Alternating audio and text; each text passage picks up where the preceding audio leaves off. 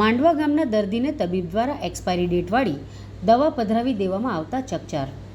વલસાડ જિલ્લાના આદિવાસી વિસ્તારોમાં કાર્યરત પ્રાથમિક આરોગ્ય કેન્દ્રના સંચાલકો દ્વારા દર્દીઓની યોગ્ય રીતે સારવાર કરવામાં ન આવતી હોવાના કારણે દર્દીઓ ખાનગી ડોક્ટરો પાસે દવા લેવા માટે મજબૂર બન્યા હોવાની બાબત લાંબા સમયથી ચર્ચાના કેન્દ્ર સ્થાને રહી છે।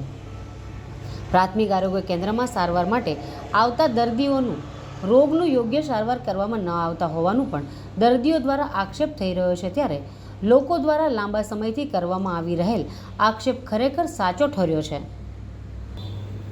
કપરાડા તાલુકાના માંડવા પ્રાથમિક આરોગ્ય કેન્દ્રના તબીબો દવા લેવા માટે આવેલ દર્દીને એક્સપાયર ડેટવાળી દવા પધરાવી વલસાડ જિલ્લાના આરોગ્ય તંત્રની કામગીરી સામે સવાલો ઊભા કરી દીધા છે।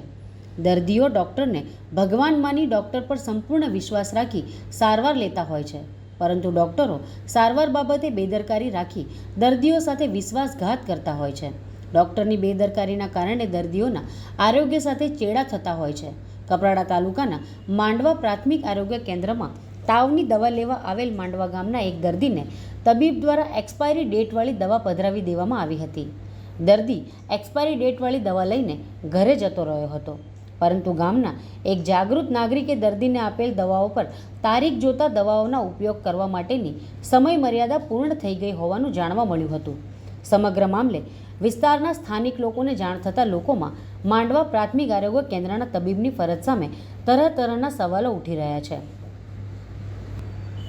તાવના દર્દીને તબીબ દ્વારા આપવામાં આવેલ દવા એક્સપાયર ડેટવાળી હોવાનું જણાઈ આવ્યા બાદ હવેથી દવા લઈ ગયેલ વિસ્તારના અન્ય દર્દીઓમાં પણ ડર ઊભો થયો છે। માંડવા પ્રાથમિક આરોગ્ય કેન્દ્રમાંથી કેટલા દર્દીઓને એક્સપાયર ડેટવાળી દવાઓ પધરાવી દેવામાં આવી હશે તે બાબતને લઈને વિસ્તારના લોકોમાં ચકચાર મચ્યો છે। સમગ્ર મામલે માંડવા પ્રાથમિક આરોગ્ય કેન્દ્રની તપાસ કરવામાં આવે એવી માંગ ઉઠવા પામી છે। જી મેડમ, આપનું શુભ નામ? ડૉક્ટર દર્શના। જી, આજ રોજ મેડમ જે એક પેશન્ટ આવ્યા હતા એમના દ્વારા કંઈક તમારા સ્ટાફમાંથી કંઈક એક્સપાયરી ડેટ વગરની દવા આપવામાં આવી હતી, શું કહેવું છે એ બાબતે?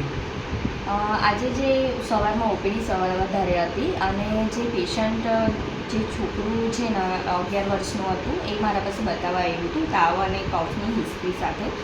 તો એમને મેં ચેક કર્યું અને અમારા જે ફાર્માસિસ્ટ છે આજે તાલુકા કક્ષાએ વેક્સિન ડિસ્ટ્રીબ્યુશનમાં ગયા હતા, એટલે એ હાજર નહોતા, એટલે એમની જગ્યાએ સ્ટાફ નર્સ અમારા ઓપીડી અને કેસ પેપર બંને સાચવતા હતા। જે દવા આપવાનું છે અને કેસ પેપર નવા પેશન્ટ આવે છે એમના માટે કાઢવાનું એ બંને એકલા સ્ટાફ નર્સ સાચવતા હતા। અને આજે ઓપીડીમાં લોડ વધારે હતો, તો એ જે મેડિસિન અપાઈ છે એ અમારા ફાર્માસિસ્ટે એક્સપાયરી દવા તો કાઢી જ મૂકે છે, પણ કદાચ એકાદ સ્ટ્રીપ ડ્રોવરમાં એમનાથી ભૂલથી રહી ગઈ હશે, તો એ સ્ટાફ નર્સના ધ્યાનમાં નહીં આવ્યું અને સ્ટાફ નર્સના મારફતે એ અપાઈ છે। જે અમે હું આગળ હવે ચેક કરાવીશ કે કયા કારણથી એ રહી ગયેલી છે, હું ફાર્માસિસ્ટ પરથી ચેક કરાવીને આગળ હવે એવું ના થાય એનું અમે ધ્યાન આપીશું।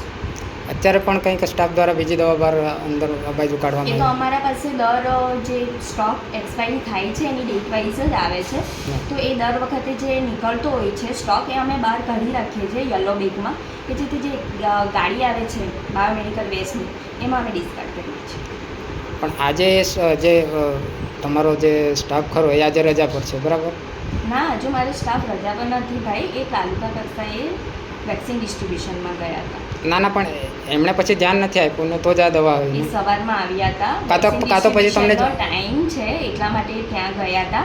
એ ટાઈમ દરમિયાન મારો ઓપીડીમાં લોડ વધારે હતો, તો એ દરમિયાન સ્ટાફ નર્સે જવાબદારી સાચવી છે। ના ના, તો એમણે જણાવવું જોઈએ ને તમને સ્ટાફને કે આ દવા એક્સપાયરી વાળી થઈ ગઈ છે, તો એ બહાર કાઢી અલગથી સાઈડમાંથી કાઢી રાખી હતી, ડ્રોવરમાં અલગથી રહી ગયેલી હશે। સ્ટાફ નર્સ ઘણા દિવસે બેઠા ને તેમનાથી ભૂલમાં અપાઈ ગઈ હશે, એક જ છે, બીજી નથી દવા ભાઈ, ભૂલમાંથી અપાઈ ગઈ છે। ઓકે।